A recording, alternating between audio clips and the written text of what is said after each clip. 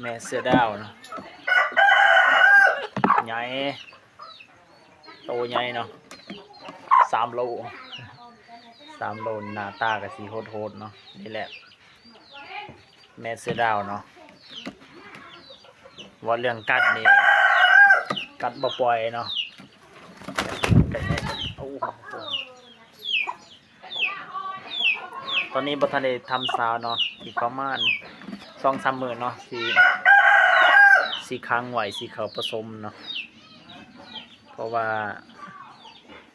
มันแก่แห้งเนาะก็บ่อยากแบบบ่อยากค้างมันเนาะญาติมันบ่แข็งแห้งเนาะเฮาค้างไว้หลายก็เลยปล่อยพูนเนาะให้มันหาอยู่หากินตามธรรมชาติเนี่ยก็เกลือไปนำเนาะ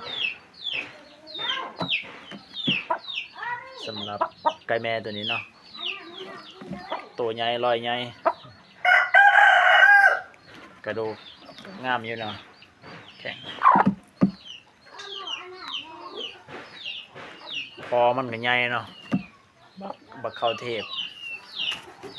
ก้อยเซอร์โอ้ยงามแห้งเลย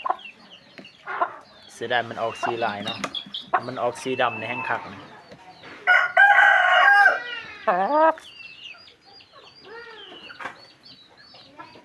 คักหนามันโหดขนาดงาม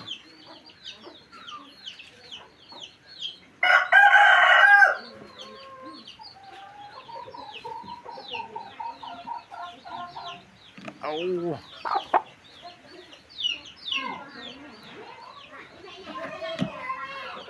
คลิปนี้ก็ประมาณนี้แหละเนาะ